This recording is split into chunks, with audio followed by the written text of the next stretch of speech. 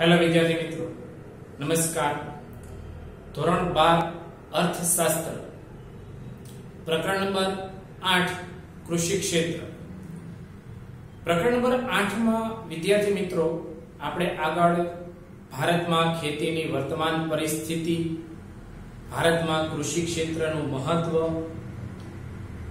ત્યારબાદ ભારતમાં નીચી ઉત્પાદકતા માટેના જવાબદાર પરિબળો જેમાં સંસ્થાકીય પરિબળો, ટેકનોલોજીકલ પરિબળો અને અન્ય પરિબળોની આપણે વિસ્તૃત ચર્ચા કરી. હવે વિદ્યાર્થી મિત્રો આગળના પ્રશ્ન તરફ વધીએ તો આગળનો પ્રશ્ન છે ખેત ઉત્પાદકતા વધારવાના ઉપાયો. આગળનો જે પ્રશ્ન હતો તેમાં આપણે નીચી જે ખેત ઉત્પાદકતા હતી એને અસર કરતા પરિબળોની વાત કરી હતી. હવે એ નીચી ઉત્પાદકતાને ઊંચે લઈ જવા માટેના ઉપાયો આ પ્રશ્નમાં આપણે એને જોવાના છે. 5 ગુણનો આ પ્રશ્ન વિદ્યાર્થી મિત્રો પૂછાય છે, તો ખાસ આ પ્રશ્નને ધ્યાનમાં લેશો. આના માટે આપણે 2 વિડિયોમાં આખો પ્રશ્ન પૂર્ણ કરીશું. આજે અધૂરો પ્રશ્ન રહેશે, આની પછીના વિડિયોમાં આપણે પ્રશ્ન પૂર્ણ કરીશું. આપણો પ્રશ્ન છે ખેત ઉત્પાદકતા વધારવાના ઉપાય. વિદ્યાર્થી મિત્રો, ભારત એક ખેતી પ્રધાન દેશ છે. આપણા દેશના મોટા ભાગના લોકો, એટલે કે અંદાજિત આંકડાકીય માહિતી લઈએ તો 2013-14 મુજબ લગભગ 49% લોકો આજે પણ રોજગારી માટે ખેતી ક્ષેત્ર પર આધાર રાખે છે. અને જો ખેતીમાં જ ઉત્પાદકતા નીચી રહે તો એમાં રોકાયેલા લોકો ગરીબીમાંથી બહાર આવી શકતા નથી. તે લોકોનું જીવન ધોરણ સુધારી શકાતું નથી. તે માટે ખેતી ક્ષેત્રમાં ચોક્કસપણે વિકાસ થાય, ખેતી ક્ષેત્રમાં પરિવર્તન આવે એ ખૂબ જરૂરી છે. એટલા માટે ખેતી ક્ષેત્રમાં વધુ પડતી રોજગારી મળે અને ગામડામાં જે ખેતીમાં રોકાયેલા લોકો છે તેમનું જીવન ધોરણ સુધરે તે માટે ખાસ કરીને ખેતીમાં ઉત્પાદકતામાં સુધારો લાવવાની જરૂર છે. કારણ કે ખેતીમાં નીચી ઉત્પાદકતાને કારણે ખેડૂત એમાંથી એટલું ઉત્પાદન લઈ શકતો નથી કે જેનાથી એ ગ્રામીણ વિસ્તારમાં રોકાયેલા લોકોને પોતાની રોજગારી પૂર્ણ પડી શકે અથવા એમનું ગુજરાન ચલાવી શકાય એટલી રોજગારી પણ તેમાંથી મેળવી શકતા નથી. જો ખેતીમાં ઉત્પાદકતા વધારવામાં આવે, ખેતીનું કુલ ઉત્પાદન વધે તો ખેડૂતોની આવકમાં વધારો થશે, સાથે તેમનું જીવન ધોરણ પણ સુધરશે અને દેશમાં કૃષિને લગતી જે જરૂરિયાતો છે તે પણ સંતોષી શકાય છે. આમ એક સાથે અનેક રીતે ખેતીની ઉત્પાદકતા ઉપયોગી બની શકે તેમ છે. તે માટે સરકાર દ્વારા હાલ પ્રયત્નો કરેલા જ છે કે કૃષિ ક્ષેત્રે ઉત્પાદકતા વધારી શકાય એને લગતા વિવિધ પ્રયાસો દ્વારા કામ ચાલી રહ્યું છે. આપણે આ પ્રશ્નમાં આ જ બાબતોનો અભ્યાસ કરવાનો છે કે કૃષિ ક્ષેત્રમાં ઉત્પાદકતાને ઊંચે લઈ જવા માટે કયા કયા ઉપાયો સૂચવી શકાય તેમ છે, કયા કયા ઉપાયોનો અમલ કરી શકાય તેમ છે. એ બાબતોનો આપણે વિસ્તૃત અભ્યાસ આ પ્રશ્નમાં કરીશું. કૃષિ ક્ષેત્રની ઉત્પાદકતા વધારવા આપણી સામે 3 પ્રકારના સુધારા આપેલા છે. કેટલા પ્રકારના સુધારા? 3. પહેલું છે સંસ્થાકીય સુધારાઓ, બીજું ટેકનોલોજીકલ સુધારાઓ અને ત્રીજું અન્ય ઉપાયો. આ 3 સુધારાઓમાં આપણે આજના વિડિયોમાં આ પહેલું સંસ્થાકીય સુધારાઓનો વિસ્તૃત અભ્યાસ કરીશું. કોનો વિસ્તૃત અભ્યાસ કરીશું? સંસ્થાકીય સુધારાઓ. આગળ આપણે સંસ્થાકીય સુધારા, જે સંસ્થાકીય પરિબળો અસર કરતા હતા, જે નીચી ઉત્પાદકતા માટે જવાબદાર પરિબળો હતા, એમાં પહેલું સંસ્થાકીય પરિબળો જ હતા કે જેમાં જમીનને લગતા કાયદાઓ અથવા ખેત ધિરાણ, કૃષિ પેદાશોની વેચાણ વ્યવસ્થા અને જે ગ્રામીણ સમાજ વ્યવસ્થા, આ ચારેય પરિબળો એમાં અસરકારક હતા, જે નીચી ઉત્પાદકતા માટે જવાબદાર હતા. હવે એ જ ખેત ઉત્પાદકતામાં વધારો કરવો હોય તો આ સંસ્થાકીય સુધારામાં એવા કયા પગલા ભરી શકાય કે જેના દ્વારા ખેત ઉત્પાદકતા વધારી શકાય. તો એમાં સંસ્થાકીય સુધારામાં પહેલો સુધારો છે જમીન વિષયક સુધારો.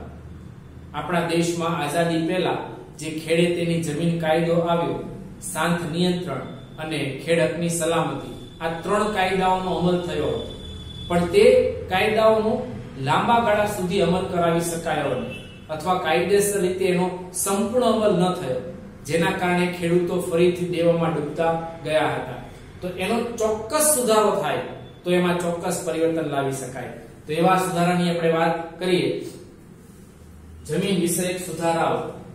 ભારતમાં ખેડૂતોને જમીનની માલિકી મળે તથા ગણોતિયાઓને ખેડકોની સલામતી પ્રાપ્ત થાય એ માટે જમીનદારી નાબૂદીના કાયદા, ખેડકની સલામતી અને સાંઠ નિયમન અંગેના કાયદા પસાર કરવામાં આવ્યા છે.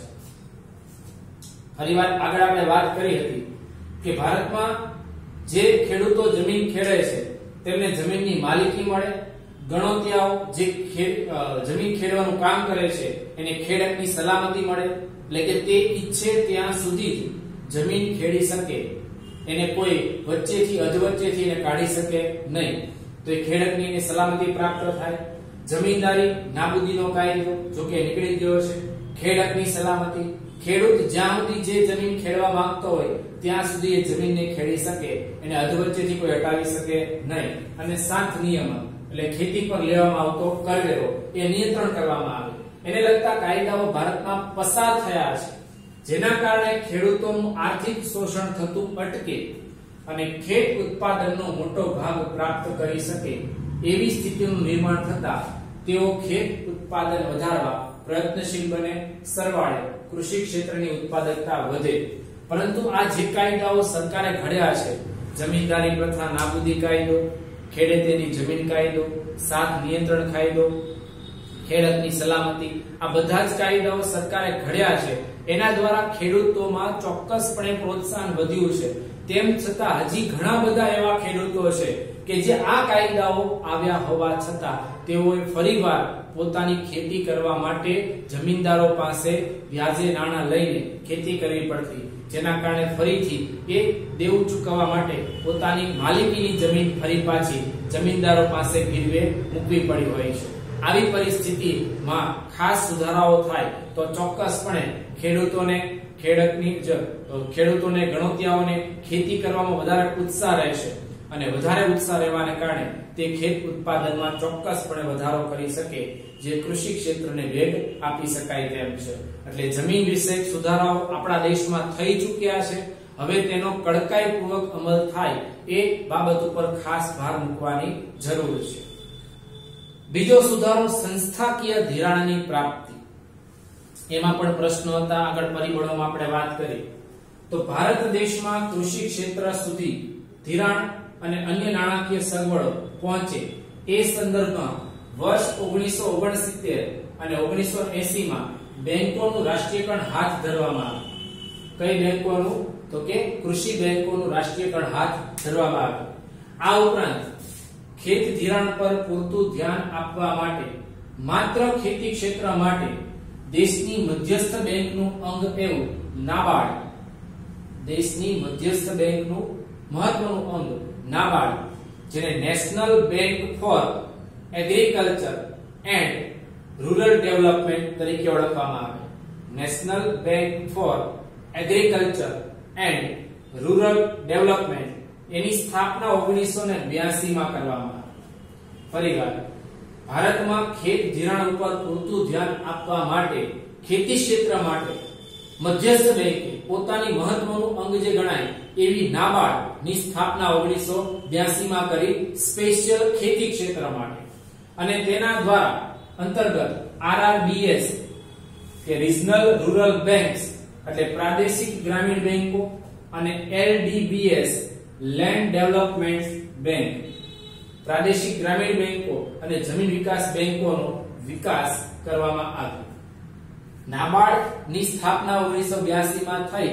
તેના હસ્તગત જમીન વિકાસ બેંકો અને પ્રાદેશિક ગ્રામીણ બેંકો ની સ્થાપના કરી કે જેના દ્વારા ખેડૂતોને ધિરાણની દરેક પ્રકારની સુવિધા પૂરી પાડવામાં આવે અને આવી તમામ બેંકો ઉપર નિયંત્રણ નિયમન અને દેખરેખ કરવાની કામગીરી નાબાર્ડ દ્વારા કરવામાં આવે છે, જેથી દેશના ગ્રામીણ વિસ્તારના દરેક ખેડૂતોને એની જરૂરિયાત મુજબનું ધિરાણ તેને પૂરતા પ્રમાણમાં પ્રાપ્ત થાય અને તેના દ્વારા તે ખેતી ક્ષેત્રમાં યોગ્ય પાકનું વાવેતર કરીને વધુને વધુ ઉત્પાદકતા મેળવી શકે આવા પ્રયાસો સરકાર દ્વારા સંસ્થાકીય ધિરાણ દ્વારા કરવામાં આવ્યા છે. આવી પ્રકારની બેંકો દ્વારા ભારતીય ખેડૂતોને સમયસર પૂરતું અને સસ્તું ધિરાણ મળી શકે. આમ સરળ રીતે ખેતી કાર્ય માટે મૂડીની પ્રાપ્તિ પૂરતા અને સસ્તા દરે થતા તેઓ વધુ ખેત ઉત્પાદકતા મેળવી શકે છે. અત્યાર સુધી ખેતીમાં રોકાણ કરવા ખેડૂતો તૈયાર થતા ન હતા, કારણ કે તેને જમીનદારો પાસેથી ઊંચા વ્યાજ દરોએ નાણાં લાવવા પડતા હતા.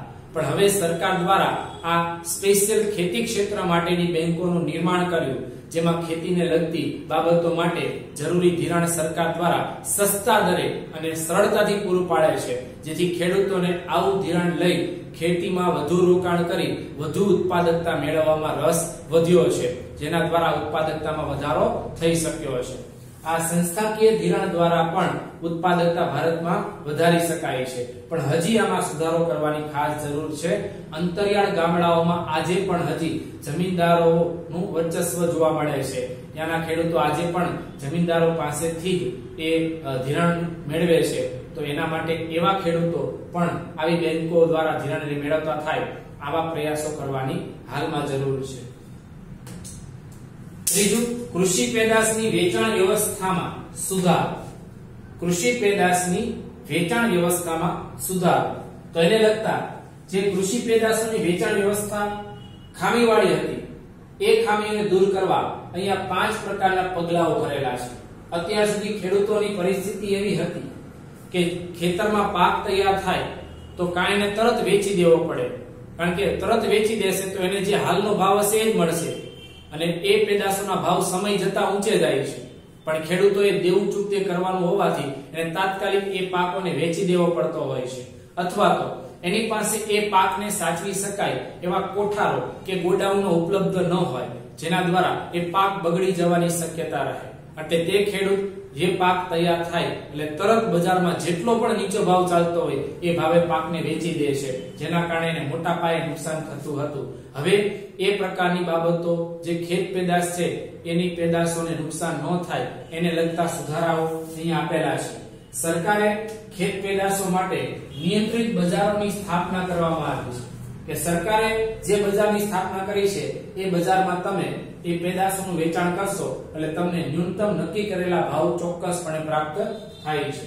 બીજું, ખેત ઉત્પાદનોની ગુણવત્તા અનુસાર તેઓનું વર્ગીકરણ કરવા એગમાર્ક એટલે કે એગ્રીકલ્ચર માર્કેટિંગ પ્રથા દાખલ કરવામાં આવી છે.